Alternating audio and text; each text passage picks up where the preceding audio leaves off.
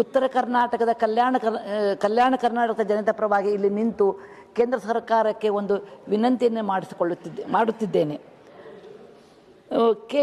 ನಮ್ಮ ಕೇಂದ್ರ ಸರ್ಕಾರವು ಅನೇಕ ರಾಜ್ಯಗಳಲ್ಲಿ ಏಮ್ಸ್ ಆಲ್ ಇಂಡಿಯಾ ಮೆಡಿಕಲ್ ಸೈನ್ಸನ್ನು ಸ್ಥಾಪಿಸಲಾಗಿದೆ. ಆದರೆ ಕರ್ನಾಟಕದಲ್ಲಿ ಒಂದೂ ಇಲ್ಲ. ಇದಕ್ಕಾಗಿ ನಾನು ಘನ ಸರ್ಕಾರಕ್ಕೆ ನಮ್ಮ ಕರ್ನಾಟಕವನ್ನು ದಯವಿಟ್ಟು ಗಮನಿಸಬೇಕೆಂದು ಹೇಳಿಕೊಳ್ಳುತ್ತೇನೆ.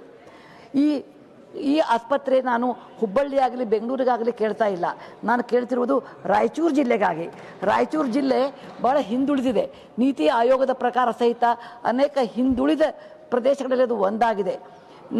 ಮೈಸೂರು ದೊರೆಗಳ ಕೃಪೆಯಿಂದ ದಕ್ಷಿಣ ಕರ್ನಾಟಕವು ಸಮೃದ್ಧಿಯಾಗಿ ಬೆಳೆದಿದೆ. ಆದರೆ ಕಳೆದ 250 ವರ್ಷದಲ್ಲಿ ಪರರ ದಬ್ಬಾಳಿಕೆಯಲ್ಲಿ ಅದು ನೆಗ್ಲೆಕ್ಟ್ ಆಗಿ ಅಥವಾ ಮರೆತು ಹೋದಂತಾಗಿದೆ. ಅಲ್ಲಿ ಉತ್ತಮವಾದ ಆರೋಗ್ಯದ ಯಾವುದೇ ಒಂದು ಉಪಾಯಗಳಿಲ್ಲ.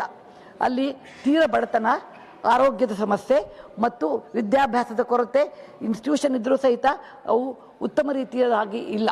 ಇದರಿಂದ ಅಲ್ಲಿಯ ಬಡ ಜನರು ತಮ್ಮ ಆರೋಗ್ಯಕ್ಕಾಗಿ ಮಾಡುವ ಖರ್ಚನ್ನು ಅವರು ಬೆಂಗಳೂರು ಅಥವಾ ದೊಡ್ಡ ಪ್ರದೇಶದಲ್ಲಿ ಇರೋರಿಗಿಂತ ಹೆಚ್ಚು ಖರ್ಚನ್ನು ಮಾಡುತ್ತಾರೆ. ಅವ್ರಿಗೆ ಏನಾದರೂ ಆರೋಗ್ಯದಲ್ಲಿ ತೊಂದರೆ ಇದ್ದರೆ ಅವರು ದೂರದ ಬೆಂಗಳೂರಿಗಾಗಲಿ ಅಥವಾ ಹೈದರಾಬಾದಕ್ಕಾಗಲಿ ಹೋಗಬೇಕಾಗುತ್ತದೆ. ಇಂಥ ಪರಿಸ್ಥಿತಿಯಲ್ಲಿ ಅವರಿಗೆ ನಾವು ಆಲ್ ಇಂಡಿಯಾ ಮೆಡಿಕಲ್ ಸೈನ್ಸಲ್ಲಿ ಮಾಡಿದರೆ ಬಹಳ ಅನುಕೂಲವಾಗುತ್ತದೆ. ಆರ್ಟಿಕಲ್ 371J ಪ್ರಕಾರ ಇಂಥ ಸಂಸ್ಥೆಗಳನ್ನು ಅಲ್ಲಿ ಸ್ಥಾಪಿಸಿದರೆ ಅವರಿಗೆ ಪ್ರತಿಶತ 70ರಷ್ಟು ಜನರು ಅಲ್ಲಿಯ ಜನರಿಗೆ ಇದು ಸೀಟು ಸಿಕ್ಕು ಮತ್ತು ಅಲ್ಲಿಯೇ ಪದವಿಯನ್ನು ಪಡೆದು ಜನರಿಗೆ ಸಹಾಯ ಮಾಡಲು ಉಪಯೋಗವಾಗುತ್ತದೆ. ನೀವು ಕರ್ನಾಟಕದ ಸಂಖ್ಯೆಗಳಿಂದ ನೋಡಿದರೆ ವಿದ್ಯಾಭ್ಯಾಸದ ಕೊರತೆ ರಾಯಚೂರು ಜಿಲ್ಲೆಯಲ್ಲಿ ಬಹಳವಾಗಿದೆ.